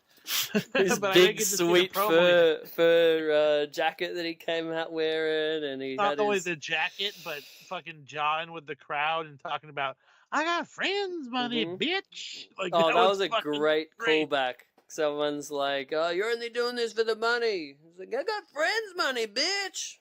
Fuck, I thought that was great. Awesome. On the spot, just perfect reaction to the catcalls. He also has a buxom Hollywood ring attendant now. I don't know much about her, but yeah, that was a thing. Yes, indeed. And yeah, he's crazy as well. He made mention of the match with Nick Gage that we've spoken at length about on this show before. Yeah, he's like, he can go against anybody. Nick Gage. Yeah, and I was thinking, wow, are we getting a challenge for a rematch? Apparently, the rematch is in UFC. Yeah, we'll see how that goes. That's what he said. He will challenge Nick Gage to a fight in UFC. I will be happy enough just to see that on the next big GCW show. That's all I want. But if that doesn't happen, that's okay. And then he's gone insane. He's lost his mind. He's crazy David Arquette now. And he proceeded to chug Coke and eat, what are they called? Like the fizzy bomb thingies? Pop Rocks. Pop Rocks. Because apparently someone did part that about and died. He goes, give me the Coke. Give me the Coke. And she's like, no, not that Coke. I missed that bit. Yeah. Fun. But yeah, then everyone was like, whoa! Talking about drugs. And yeah, he proceeded to eat those pop rocks and then wash it down with Coke. And then he almost died in ring. And then Jungle Boy went to resuscitate him, and he went to catch him in a sneaky cradle. And then that Yeah. started the match. What I found kind of, I don't know, inappropriate about a match in a tribute to a guy who died. Like, Yeah. it starts out with somebody giving the other person mouth-to-mouth resuscitation. I did think that was a bit weird. I don't know. I I'm mean, sure- I don't know whether it was I wouldn't have dawned on advertised. them at all. But was it advertised as like a tribute match, as much as that's sort of what it became in the post-match little nice speech? You know what? I hesitate to say yes, it was advertised that because I can't say yes. Yeah. So I can't say no either. Yeah, I don't know. I am ambiguous in the whole situation, to be You honest. need to ask Joey Ryan about the promotion, the specific I promotion won't. of this I match. refer. Well, I'm not going to either. What was your booking, sir? What was your plan going out of it? What is the angle preceding this match?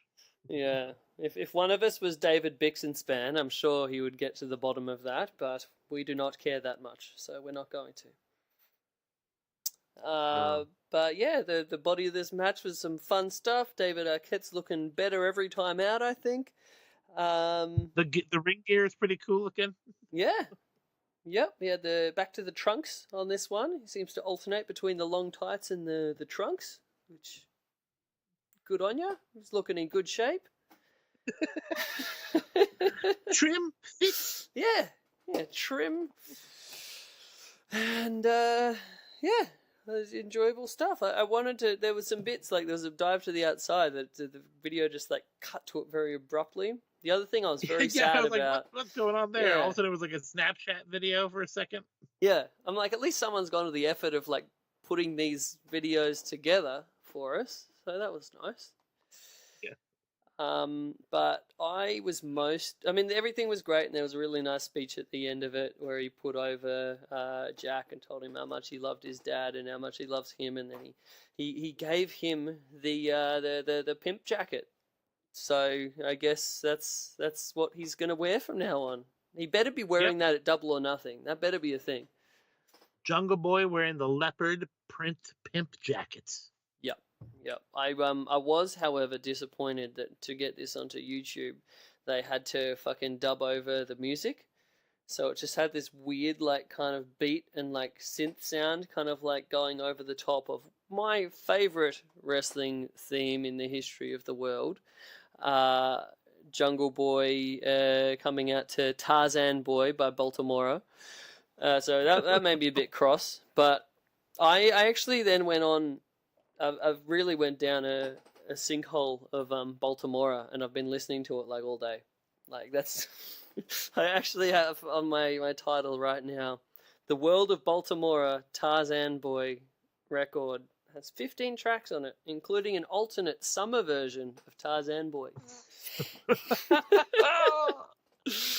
It's an embarrassing amount of times I've listened to Human Fly by for the Schadenfreude music. It's so good. I did indeed edit that into the end of the last episode. Awesome. I hope everyone enjoyed that. I think I accidentally left in like the big intro that they had in like the official thing that I nabbed it from. It sounded great. Yeah. So hopefully they didn't clip it too much. Anyway, it was good stuff. So anything else on Arquette Watch for you, sir? Or are we moving on to the next segment? No, I got nothing else for you. All right, well, good stuff. I enjoyed this match, and I look forward to checking it out in full on the Bar Wrestling Show on High Spots. But finally, the main event of the show, bringing it to a close. Hopefully, we'll end this episode within about keep it a tidy hour and a half. But main event was the unearthing of a match that many thought would never see the light of day. One of the match that's been talked about for years.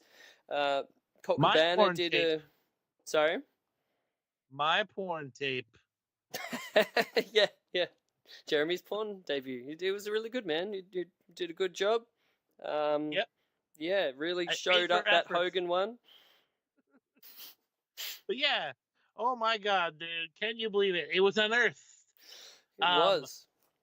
People have speculated because the WWE has made a little documentary about this, recently unearthed match so quickly Mm-hmm. that it was somehow to maybe cut the legs out from under one star cast. But I completely honestly, agree in with my that, opinion, personally. What were I your definitely think thoughts? that was their attempt. But honestly, I think they kind of fucked up because Yeah. now everyone's seen it and they have a reference point.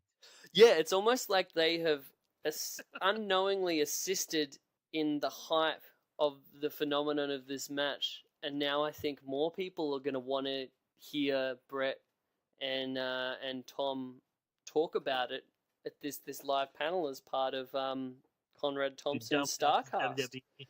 Yeah.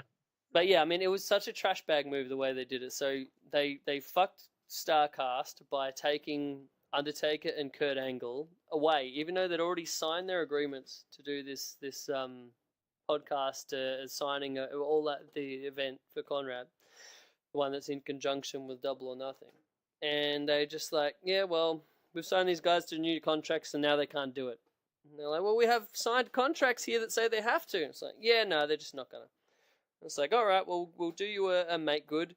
So, list something else that you want. So I guess as part of the make good, they got the rights to air this match, the debut screening of this match that, again, thought to be lost to the sands of time. And they're going to have Bret and Tom Magee talk about this match in front of people, sign autographs. It's going to be this great thing. And then 2 weeks later, oh yeah, like a week or two before the show, we're actually going to pull the rug out from under you and air this match on our network and do a special about it. Soz. Some horseshit, man. So fun. How I mean, can I'm glad I anyone got to see see the little it not- documentary, but Yeah. it's WWE to a T. Like, it's Yeah, so so on insecure. brand. It's ridiculous. It's like you're meant to be the market leader, How would you be like so fucking scared of this dude doing a signing event that you feel the need to undercut him like that? And anyway, whatever. The end result was that we got to see this match that we never thought we'd got to see. I mean, I'd been excited about this for ages. I remember first time Dave Meltzer talked about it on like Wrestling Observer Radio. This is going back like probably way to like the mid 2000s. And yeah, he said about this being one of Bret's crowning achievements, getting such a honestly just awesome match out of a dude that could do so little, was so green, and then went on to not really be able to have a good match with anyone. And Bret made him look like a fucking $1 million, except we never would see the match because there was rumors of the match being around, but no one's actually seen it. I remember, who was it? They were in WWE Developmental, and they were like, I remember Tyson Kidd in the actual documentary. He said he'd ask about it, and he couldn't get it. And I think I remember Rob Naylor trying to do the same when he was working for, was it NXT at that time, or was that still FCW? Yep. I think it was for both, but yeah. Yeah, but I remember Rob Naylor was like incarnations. trying to get his hands on it as well, and he just like, he couldn't. So he was like, I guess it's just not a thing. Gone. And then it just gets unearthed by this, I guess, Bret's assistant, who was like converting these tapes over to DVDs for him. And yeah, she passed them on to this other photographer to help. Like, she had Was it these her leftover sister? tapes once it was done. I think they were just good, close friends. It was Right, her. right. She was homies with Bret's assistant, and she was like, "Here are all these tapes. I'm not doing anything with them. Go ahead and have them." And lo and Yeah. behold, this Mary Beth, who on Twitter, she's there. You can say hi to her. Thank you for unearthing this amazing thing. Yeah. She came across she so just well randomly in the realized- documentary too, like just someone that honestly just fucking loves wrestling, and it's just like just to see that joy, it was really cool. And the same way, like I really loved getting to see Tom Magee talking about the match, and he just like was so happy.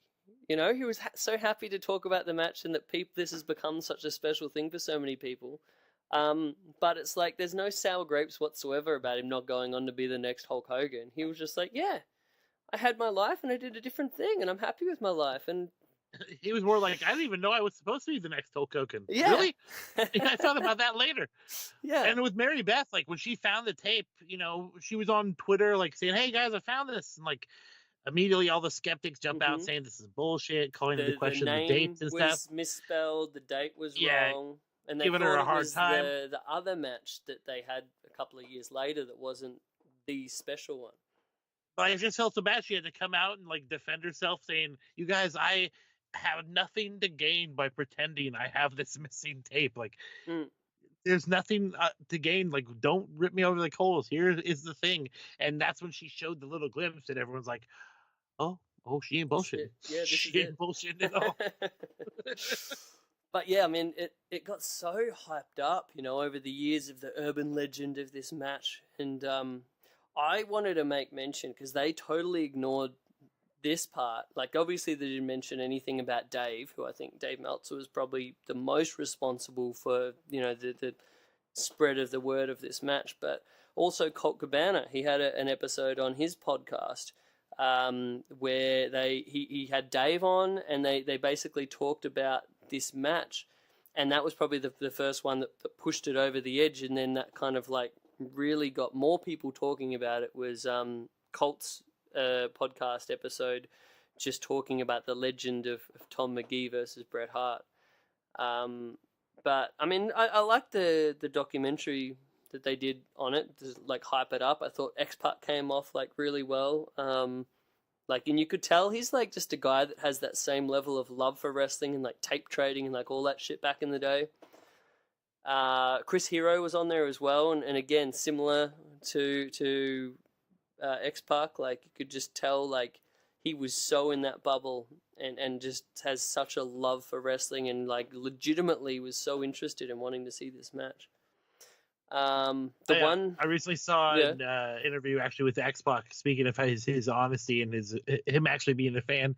He was talking about Jim Cornette and the Midnight Express. He mentioned how Jim Cornette managed to get these guys who couldn't talk for shit over as one of the greatest tag teams ever, regardless of the fact they couldn't talk for shit. Like, that is just a testament. You know what I mean? Like, yeah, for sure. Oh, I fucking love me some Midnight Express. Like Anyway, that's a it's separate funny, point. Normally people wouldn't go out of their way to say, yeah, well, those guys, I mean, they couldn't talk for shit. Like, it's just not need to be said. But yeah, he went out of his way to say, yeah, these guys couldn't talk for shit, but Jimmy got him over. Yeah, Park's like so great with that honesty. There's like a lot of interviews that I've watched him on, and like his radio show and that. He's just great dude overall. And just has like a level of candor that you don't get from anyone else. But yeah, I thought he was really the best part about this special. But then when they brought Tom into the room, and like that was kind of cool. And also fucking Davey Boy Jr. How good was he? Oh, awesome. And it's awesome to see him still talking to the company, you know. Hopefully that translates to something in the future, maybe. Yeah, I like I said in that other episode, like that match that he had at Bloodsport was like one of my favorite things in that whole show, and I need to see more of that Davey Boy. So I'm hoping that he ends up somewhere like, you know, All Elite, or just somewhere where we can really get to show his how fucking good of a wrestler he is. Horde hit me up to do a shirt for him, which is going to be like an MMA style. So send me a cool MMA style shirt you think, or maybe something good influence, because all I think is like Roots of Fight. So if you have anything that maybe I could check out, let me know. Yeah, cool. It'd be pretty funny if like it did like because of now how ironically cool, but obviously shit. Like, remember the Affliction shirts from back in the day? Oh, Lord. But the amount of work in those fucking things would make it totally not worth it. They were so intricate. No. Like skull and wings and guns and all kinds of filigree. That'd be pretty hilarious, though. Yeah. And yeah, you have to have the skulls, and there can be like some love hearts in there, and like just, oh, fuck, that'd be cool. Oh, man. Hot pink Affliction shirt. Get some foils in there. Oh. Anyway. Speaking of Pink, Brett or Tom Magee talking about the match. He's like, Yeah. I don't remember much. I remember flashes of pink. My favorite part Brett's was uniform. the uniform. Like, and that's like that sums him up right there, right? Like, he's not one of these guys that was like in love with wrestling, and that's what like Waltman was saying in the thing. He's not one of these guys that like this is what his life's journey was meant to be. It's just what he did for a bit and tried to do and didn't really work out, but whatever. But yeah, it was just hilarious calling his like wrestling gear the uniform. Yeah. Yeah, he just comes across as such a nice guy to where I'm almost sure that his life was better for not having been a success in wrestling, especially in that fucking 1986 time. Jeez, how many guys made it out of there alive? Look at his physique too. Like, it's just weird. Imagine like being that toned and that defined. Like, the guy was let's not be kidding ourselves. The guy was an Adonis, Chris. Yeah, and I would agree with that. He is now like freaking just almost kind of looks kind of emaciated. Like, imagine living your life to a point where you're that in that amount of shape, and eventually you're just like, you know what? Yeah, fuck muscles. I don't care about it. Well, I was, because he obviously a lot smaller, but now he's probably like mid-60s or whatever. But that's every guy, like, unless you're one of these like steroid dudes that has their heart explode and dies because they just keep doing it because they want to stay big even into that older age, then they just die. Yeah. Like, you have to get to a point where you get off the gear, you get down in size, and you just try to focus on living a healthy life. And like I think that's more like he's probably, I'm assuming, still in great cardiovascular shape, but just not feeling the need to be a big fucking 280 Totally. pounds. I mean, I understand the musclehead. health reasons why you wouldn't want to continue to be a behemoth. That's interesting to me that somebody would live their life to a point where they were that defined for a while, and then eventually they're like, you know what? No, I mean, I can cut it back significantly. I just find that kind of change in lifestyle pretty interesting. Oh yeah, I've found like heaps of those like documentaries about bodybuilders and like the bodybuilders from that real steroid peak of the 70s and 80s, and then like them sort of like growing up. Like, all of those documentaries are so interesting. But yeah, I really enjoyed Tyson Kidd's stuff as well in this documentary, and just them talking about actually watching the match with Bret, like way back. And Davey's impersonation of Bret, that was so good. I cut you off. Bring that back. Bring that back. He's like, "Oh, can we watch the match, Bret?" He's like, "Oh yeah, I gotta find it." So good. Yeah. Oh, I'll find it. I'll find it later. Yeah, but we'll definitely watch it together. Yeah. So good. And it's like you're like, I could totally see Bret saying all of that. Yeah, he just like had the whole everything of Bret in him in that moment. I want to see more Davey Boy Smith Jr. Impersonations. I think I've heard great things. That means he comes as the Hitman Hart to WWE.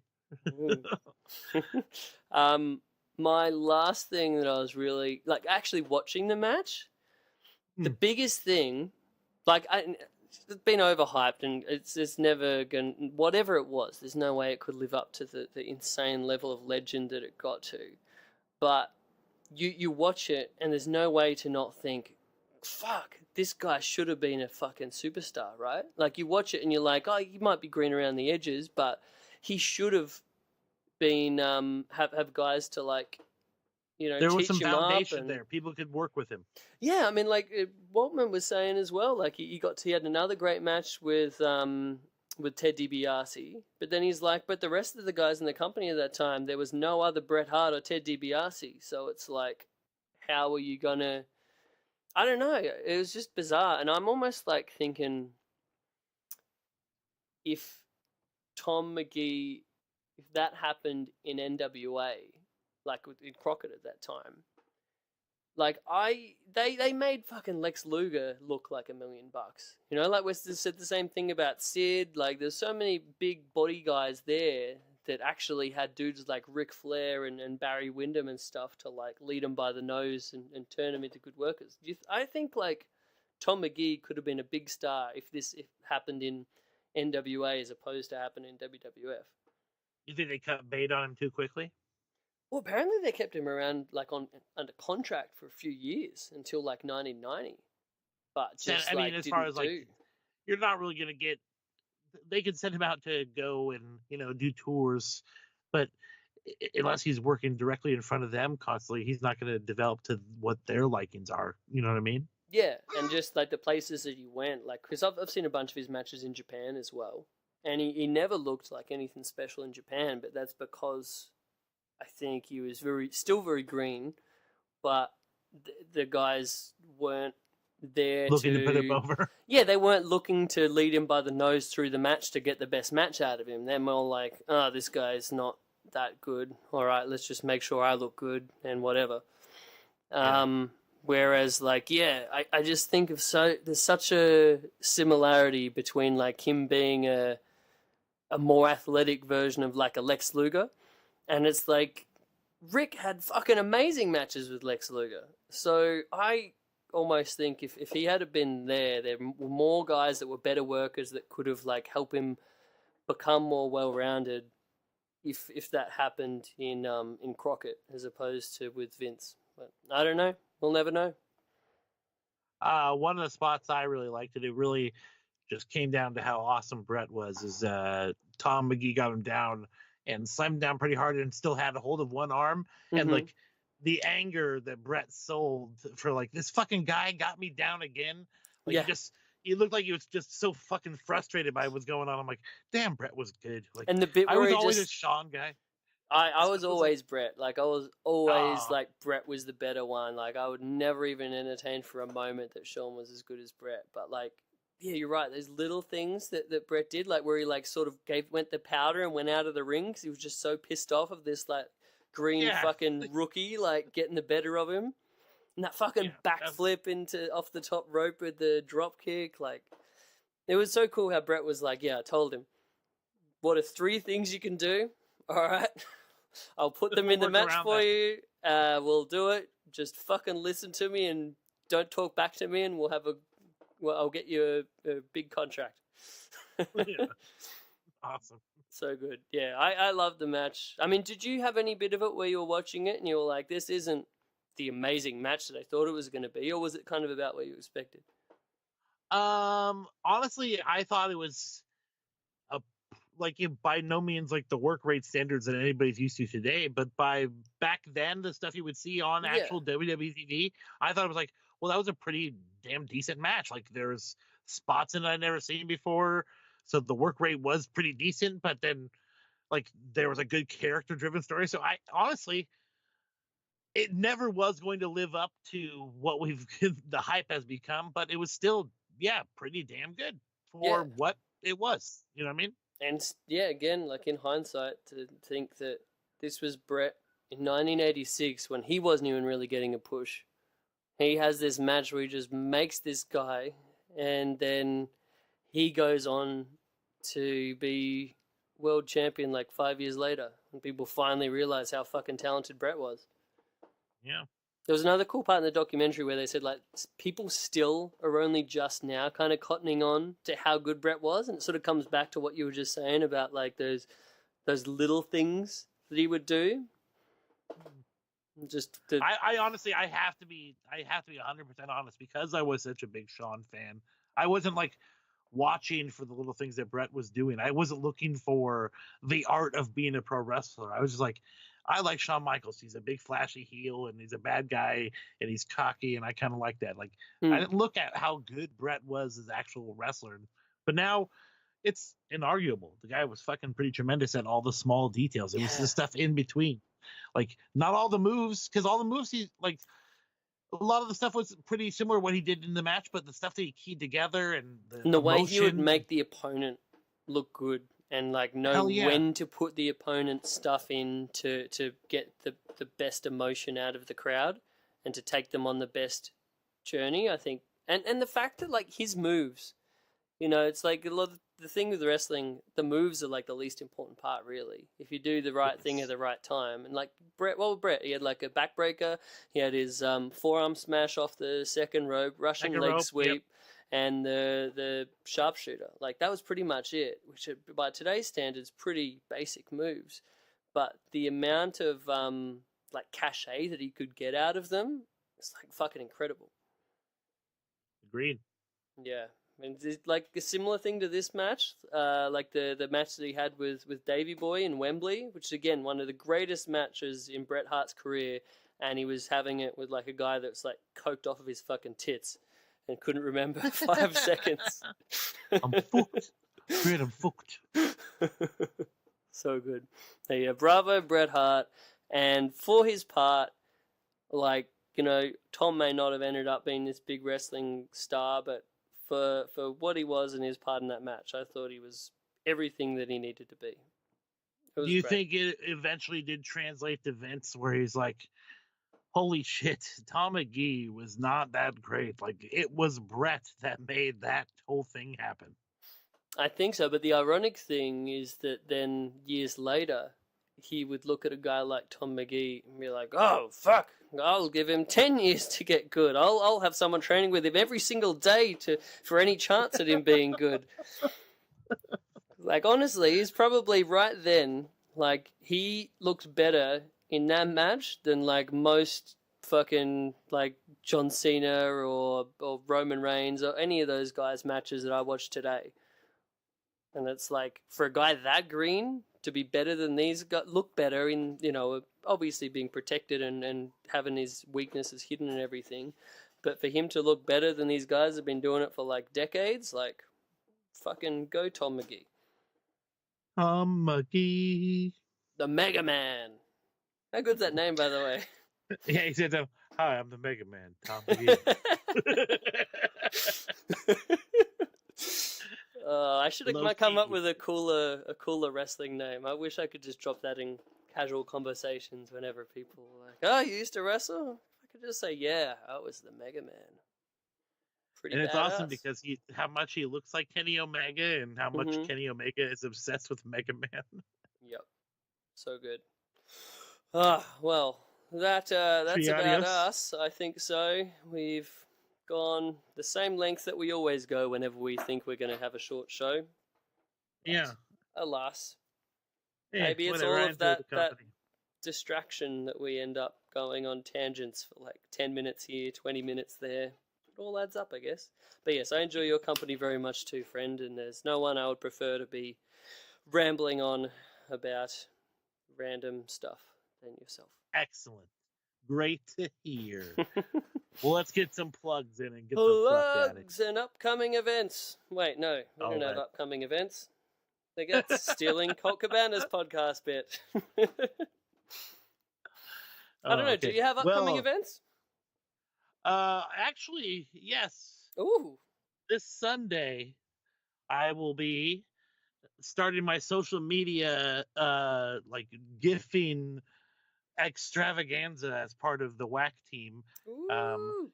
I think it's going to start off as I'm just going to be like the front row and actually just making gifts of matches and maybe develop into being an actually obnoxious on screen. Well, not necessarily on screen, but you get my drift. A part of the storyline. So that should be fun. Hopefully that's what it develops into. Social media ambassador. The influencer. Jaims Vanderbeek. No, it's fine. I like it all. Ambassador. But yeah, that'll be WAC this Sunday. So if you're in the immediate area, you can make yourself up north and come see the show. But I'm at Jaims Vanderbeek, Jaims Vanderbeek on Twitter and Instagram. You can follow me there, and you can also, if you need a shirt design or anything of that nature, hit me up. I also just put out my first merchandise. It's a pin. A lapel pin. It's a combination of Vince McMahon and Sam Eagle from the Muppets. So if you need lapel pins, hit me up. Yeah, that's an awesome lapel pin, that Vince McMahon crossover. I appreciate that, both as a wrestling fan and as a Muppets fan. So, well done, sir. I'd like to point everyone to my places on the web at Chris Things on the Twitter, and more importantly on the Instagram, where you can see all of my art, my wrestling art, dudes bleeding, fat guys, really I've got it all. Luchadors. You go have a look and hit me up if you like them and you'd like a print, or hit me up if you would like me to create some wacky thing that you've just got going on your brain and you feel like you need to make it into a thing. I do commissions and I would love to do yours for an affordable price, but not too affordable. Back to the discussion we had earlier in the podcast. I'm charging you out the ass, brother. Yeah. No. Semi-affordable. Let's say that. Anyway, hit me up on that. Hit up the show at Grown Men Pod. We always forget to say that one. We do have that handle there. Yeah, that's what we post when we have new shows up. We'll put them there. We occasionally post other stuff. We'll share stuff. It's a fun time. And you can, if you want, reach out to us on there. Say a thing. If you have a question, I know we haven't said, like, we haven't opened the mailbag since that other episode. Ooh, should we try to do a mailbag next time? Yeah, why not? Let's do it. All right. Oh, I like it. Oh, shit. Perfect timing. Yeah, we're getting the close down. Well, we have to plug Social Suplex. That is the Social Suplex Podcast Network, One Nation Radio, Ricky and Clive Wrestling Show, Wilfred Watches, Omega Luke, All Elite Show, Keeping It Strong Style, all at socialsuplex.com. Check it out on iTunes, and hey, if you're on there, type a little review on the iTunes and say how much you love Grown Men. Watch this shit. All right, that's us. Oh my God, that's me. That's Jeremy. What more can we say? And you're there. Get swifty, ladies and germs. See ya. Bye, Courtney. Well, a bird is a word, well, a bird, bird, bird. The bird's a word, well, a bird, bird, bird. Well, a bird is a word, well,